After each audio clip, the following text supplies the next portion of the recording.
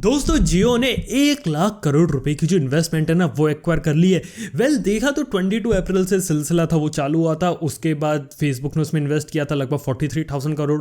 उसके बाद silver lake ने करा, विस्टा ने करा, जनरल अटलांटिक ने करा। ये काफ़ी सारी बड़ी बड़ी इन्वेस्टमेंट फर्म्स हैं, इन्होंने जियो के अंदर हिस्सेदारी ली और लग रहा है कि जो जियो ना वो काफ़ी बड़ा प्लान कर रही है। एग्जैक्टली अभी भी हमें मालूम नहीं है कि एग्जैक्टली जियो की प्लानिंग क्या है और वो ऐसा क्यों कर रहे हैं। मतलब जियो के पास ऑलरेडी काफ़ी सारा पैसा है और एक रिपोर्ट ये शायद बताती है कि शायद जियो ऐसा कर रही है जिससे इसके ऊपर जो डेट है ना वो कम हो जाए और आने वाले समय जो 5G टेक्नोलॉजी है उसके लिए तैयार रहे। और ये भी हो सकता है कि आज के समय जो जियो है ना वो फ्यूचर में कुछ काफ़ी बड़ा और काफ़ी ज़्यादा प्लान कर रही है।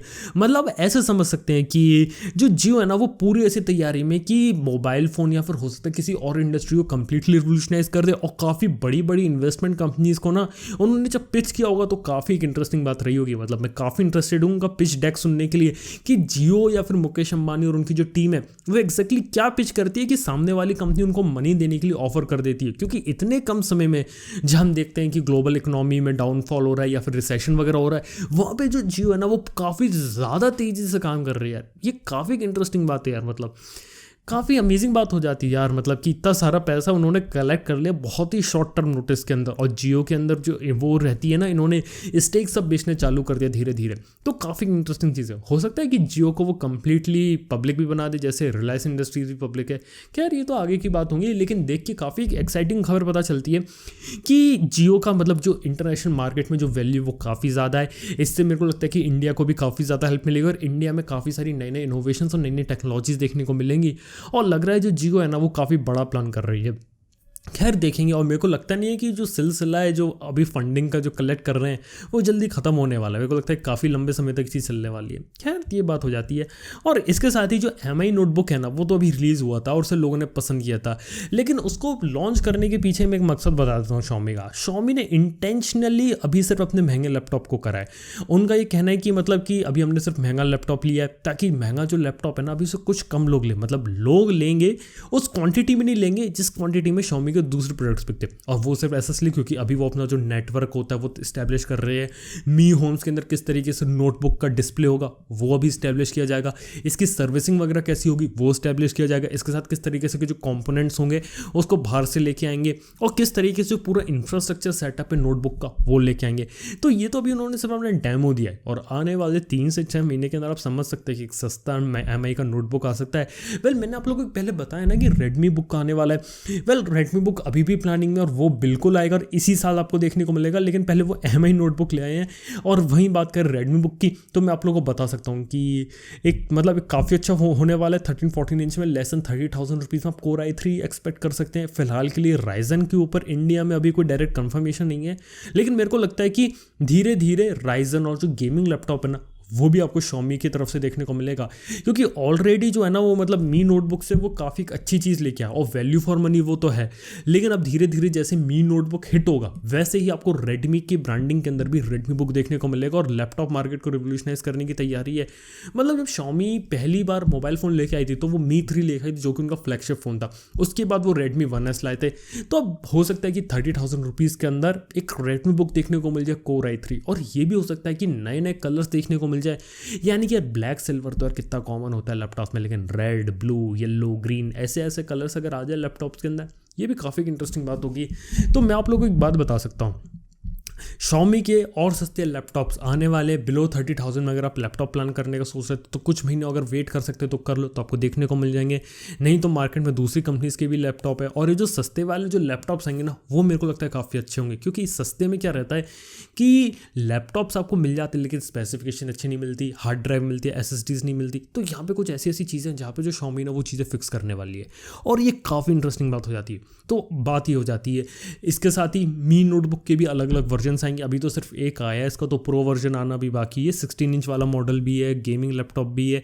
मेरे को लग रहा है कि 70-80 हज़ार तक जाएंगे और एज लो एज 20,000-25,000 मतलब 25,000 से लेकर 60-70 या 75 हज़ार तक ये जो चीज़ है ना वो लाइनअप कवर करेंगे और हर सेगमेंट में मतलब बढ़िया बढ़िया लैपटॉप निकालेंगे जैसा उन्होंने अभी किया है। मतलब देख सकते हो 5-6 हज़ार से Xiaomi के फ़ोन चालू हो जाते हैं, 20 हज़ार तक आपको काफ़ी अच्छी वैरायटी मिल जाती है, फिर उसके बाद सीधे 50 हज़ार का फ़ोन निकालते हैं। लेकिन मेरे को लगता है कि चीज़ काम करेगी और आगे चल के Xiaomi है जो ना वो लैपटॉप मार्केट में काफ़ी बड़ा मार्केट शेयर लेने वाली है। आप 1.5-2 साल वेट कर लो, यानी कि 1 साल बाद वेट कर लो, फिर हम बात करें कि Xiaomi का जो मार्केट है वो उसने कितना पेनिट्रेट कर दिया और उसके कंपैरिजन में, मतलब कि ठीक उसके लैपटॉप लाने के बाद से दूसरी कंपनीज ने भी अपने किस तरीके से दूसरे अच्छे लैपटॉप्स को लाना स्टार्ट कर दिया। करेंटली देखा जाए तो अभी जून के महीने में लगभग हर कंपनी ने अपने लेटेस्ट लैपटॉप्स को रिलीज़ किया है और उनके अंदर स्पेसिफिकेशन पहली बार से ज़्यादा अच्छी देखने को मिल रही है। खैर ये बात हो जाती है। इसके बाद बात करें तो आज जो है ना वो OnePlus 8 और 8 Pro की जो फाइनली सेल्स थे वो स्टार्ट हो चुकी हैं। मतलब अभी से फ्लैश सेल में मिल रहा है। वैसे आप लोग अभी खरीद रहे हो फ्लैश सेल में OnePlus 8 और 8 Pro, तो ये बात मुझे नीचे कमेंट में बता सकते हो। लेकिन मैं आप लोगों की बात बता सकता हूँ, अभी कुछ महीने मतलब कुछ हफ्ते चलेगा OnePlus 8 और 8 Pro की जो सेल्स है वैसे फ्लैश सेल मॉडल में कुछ महीने चलने वाली है, मतलब कुछ दिन चलने वाली है, कुछ हफ्ते चलेगी। जुलाई से नॉर्मल सेल के अंदर आ जाएगा और अगर सब सही रहा तो उसके बाद धीरे धीरे OnePlus के दूसरे जो प्रोडक्ट्स है वो आने वाले। जैसे कि आज हमें कंफर्म होगा कि OnePlus टीवी का एक नया जो मतलब नए टीवी के अंदर जो कलर गैमेट होगा उसके बारे में इन्फॉर्मेशन आई। तो मतलब ये कि OnePlus के और भी ज़्यादा प्रोडक्ट आने वाले, वो धीरे धीरे आपको देखने को मिलेंगे। लेकिन ये बात भी है कि इसी समय मतलब अभी कुछ ही दिन के बाद OnePlus का जो बड़ा भाई है Oppo, वो भी अपना नया phone Oppo Find X2 Pro लाने वाला है। लेकिन मैं आपको बता सकता हूँ OnePlus 8 Pro से वो फ़ोन महंगा ही होने वाला है, कोई सस्ता फ़ोन नहीं होगा। और देखा है तो OnePlus 8 Pro जो Oppo Find X2 Pro है ना वो OnePlus 8 Pro का बड़ा भाई कह सकते हैं। और मेरे को लग रहा है कि उसमें आपको वो फीचर देखने को मिल रहे हैं जो OnePlus 80 Pro में आपको देखने को मिल सकते हैं। यार ये बात हो जाती है तो काफ़ी इंटरेस्टिंग चीज़, आपको काफ़ी इंटरेस्टिंग डिवाइस देखने को मिलने वाला है।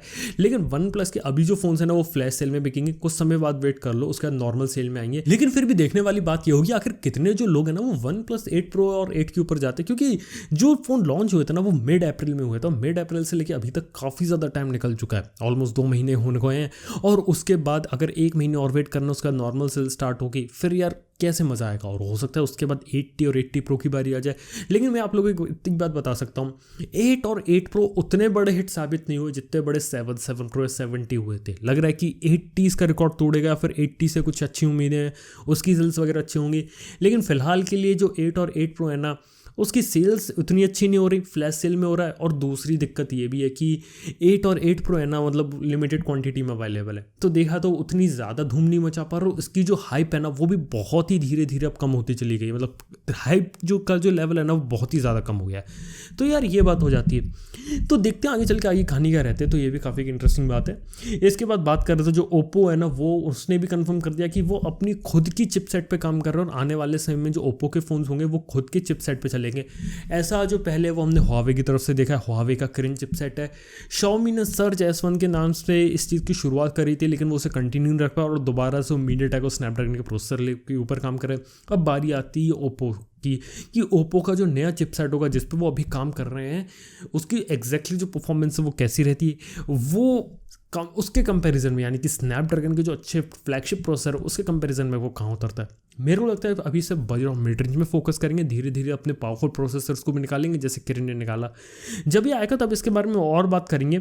लेकिन मैं आप लोगों को इतना बता सकता हूँ जो ओप्पो है ना वो इनोवेशन के नाम पे काफ़ी ज़्यादा चीज़ें करती है, जैसे कि वुक को उन्होंने डेवलप किया। अभी सुपर वुक 3.0 की बातें चल रही है जो 80 वाट की है, जो कि अभी कोई दूसरी कंपनी 80 वाट का चार्जर अपने बॉक्स के अंदर डाल के नहीं देती। वहाँ ओप्पो अभी तक 65 वाट पे आ चुके हैं। चार्जिंग के मामले में काफ़ी ज़्यादा आगे निकल चुके हैं, मोटराइज्ड कैमरा के मामले में आगे निकल चुके हैं, कैमरा टेक्नोलॉजी के मामले में आगे निकल चुके हैं, जो पेरिस्कोप वाला जो जूम लेंस होता है उसको बहुत पहले शोकेस कर चुके हैं।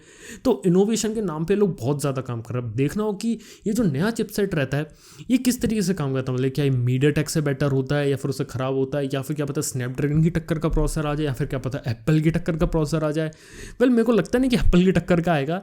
अगर स्नैपड्रैगन के जो मिड रेंज प्रोसेसर होते हैं ना उसकी टक्कर में कोई अच्छा प्रोसेसर निकाल देना तो बात हो जाती है। बस हीटिंग वगैरह नहीं हो, पावर कंजम्पशन अच्छा रहे और ऑप्टिमाइजेशन अच्छा रहे, हम तो बस यही चाहते हैं। अगर हार्डवेयर सॉफ्टवेयर का ऑप्टिमाइजेशन अच्छा है तो वो चीज़ अच्छी रहेगी यार।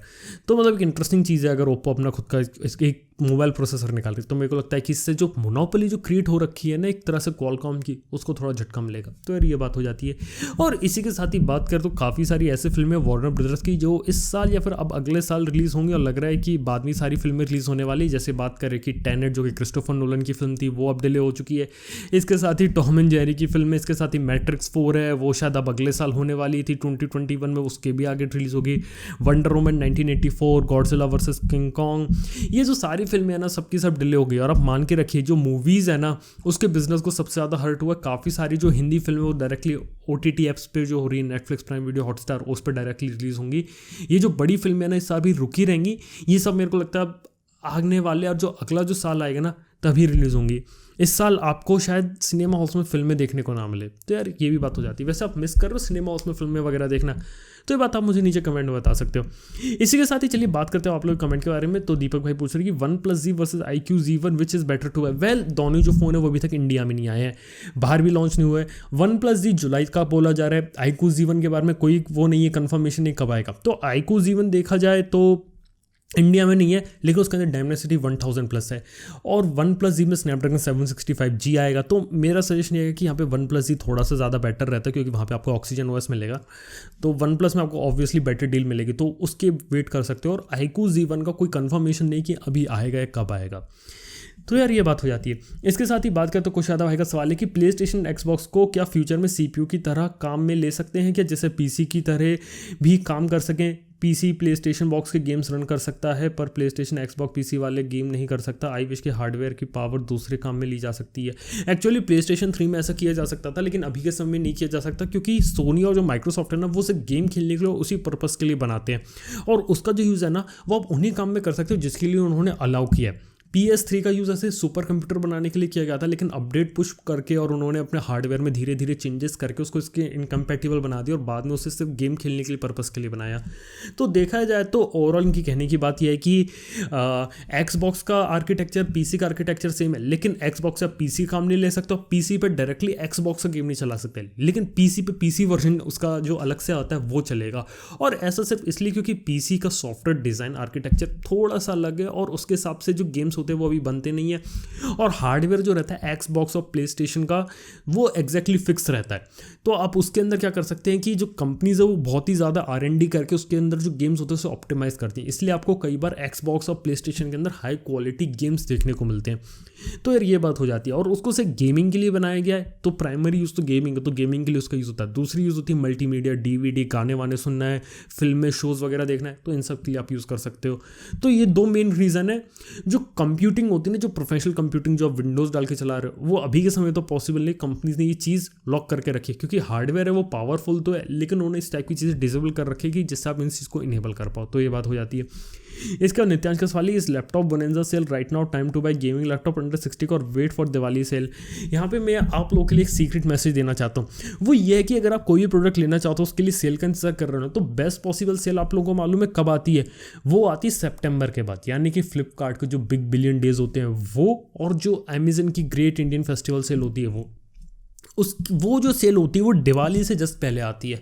और उस सेल के अंदर आपको जो डिस्काउंट मिलते हैं ना वो सबसे अच्छे होते हैं, और वैसे कंपेरेबल डिस्काउंट्स ना आपको पूरे साल नहीं मिलते, और जो सबसे लोएस्ट प्राइस जाता है ना वहीं जाता है। तो अगर आप कुछ भी लेने वाले हो ना, यानी कि लैपटॉप वगैरह भी लेने वाले हो, तो वहीं पे आपको सबसे अच्छा डिस्काउंट, सारी चीज़ें वहीं देखने को मिलेंगी और लोएस्ट पॉसिबल होगा। मतलब सिमिलर डिस्काउंट आपको दूसरी सेल्स में भी देखने को मिल सकती है, लेकिन इस बात की गारंटी कि सितंबर के बाद या सितंबर के महीने में जो सेल आएगी बिग बिलियन डेज और जो अमेजन की ग्रेट इंडियन सेल होती है उसके अंदर आपको सबसे अच्छे डिस्काउंट और कार्ड ऑफर में भी जो एक्साइटिंग चीज़ें होती है ना वो देखने को मिलती है।